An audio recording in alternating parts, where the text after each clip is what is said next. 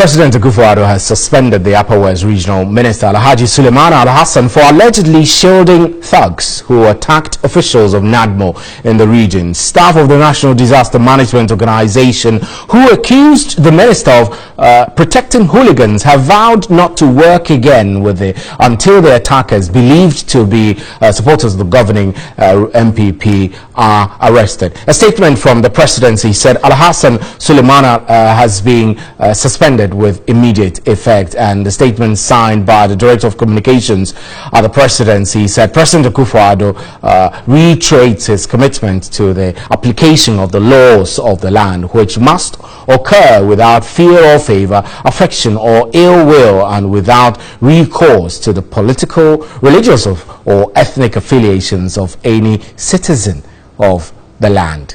The Deputy Upper West Regional Minister, Hamidu Ishaq, is to act as the Regional Minister in the interim pending the conclusion of the investigations. Professor Justice Bale is head of Department for Public Administration and Health Services Management at the University of Ghana Business School. He's joining us on the telephone lines now. Good evening, Prof. We're grateful for your time. So this suspension, does it send any signals to government appointees at all? Yeah, good evening. And well, I think that it was swift, in my view. The communication that came told us exactly why the president did it, and perhaps once since his assumption of office, this is one of the most swiftest, actions that he's taking, and I think that it should send a signal. I'm not sure what the actors will be, how they will be interpreting this. But I think this is a clear signal, especially that in the past we have had a lot of these miscreants going about doing things that the police seem to have no answers to. And so to have a regional minister, accused of ordering the release of people who have gone to destroy, things. I think that this can be one of the ways by which the president would communicate to his appointees that we will not tolerate this anymore. Right. Beyond communicating to the appointees, I know that there have been questions of the president's commitment to the fight against political vigilantism, especially when members of his own party, groups affiliated to his own party, have caused the most havoc since he assumed power. Is this an indication that he is actually serious with fighting political vigilantism? Well, in the past we haven't seen anything as this, so it's early days here to conclude that. Well, all of a sudden the president has become has shown all of the what it is that requires to be shown, but maybe this is a first. Maybe he has to be consistent to convince the skeptics that this is something that will continue. So we pray that it doesn't become a 9-day wonder, but that it will continue, and when it does, it will send a clearer signal. But otherwise, if this becomes an isolated case, then it will become difficult for us to say just by this single incident the president has shown commitment. And of course, it is a commitment, but we hope that it will continue so that we will not see many of those things that happened in the past. Right, and talk about the regional minister being head of the Regional Security Council. Do you get the sense that this might have some ripples of security implications in the region?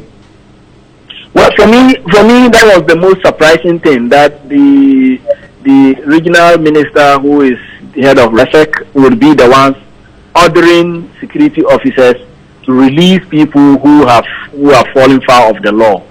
That smacks of some kind of impedance in the system, and I think that this signal should send. This communication and suspension should send a signal to political appointees that if you occupy a position, you cannot abuse that position.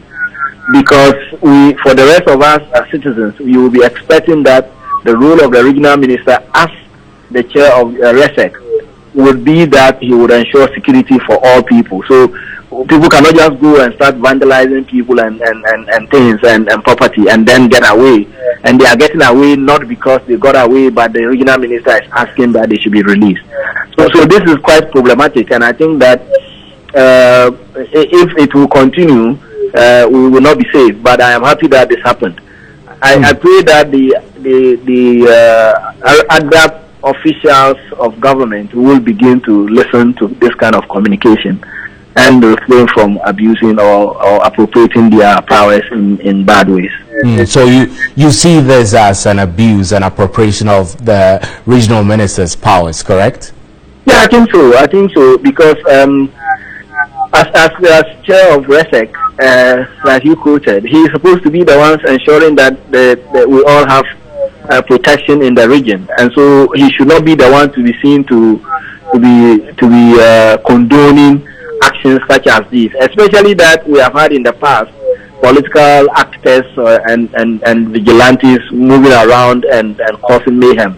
You would anticipate that government officials will stand up to protect citizens rather than support these actions.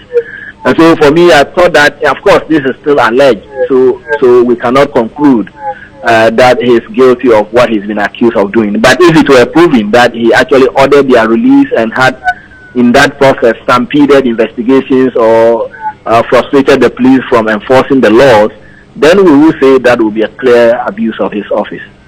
I know that the statement also clearly says that the regional minister has been suspended. Already we're hearing reports that his aides are granting media interviews and suggesting that the president was unfair in this suspension. What are your suspicions? Do you think the regional minister is ever going to come back from suspension and assume the position again? Well, I think we ought to be fair to all of us as citizens. So as I sit here, if I were accused of doing something, and I will need to be given the opportunity to say whether indeed I did them or not. And so I think it's fair that he is not dismissed, but he is suspended. And I would expect that the president will be swift the investigators will be swift in their investigation, and the president will be true to protecting not only the citizens, but also this person who is being accused to have fallen foul of the law. So I anticipate that if the investigations are concluded and there's nothing found to be credible in these allegations, I would expect that the president will reinstate him to continue his job. But if it were the otherwise, then it would not be the argument of unfairness. After all, he's not been dismissed, so there's no argument of unfairness.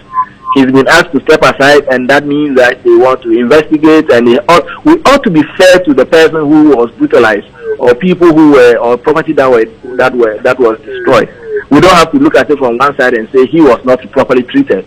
Did the people that caused mayhem, did they treat other people well? No. So everybody, deserves some respect and protection.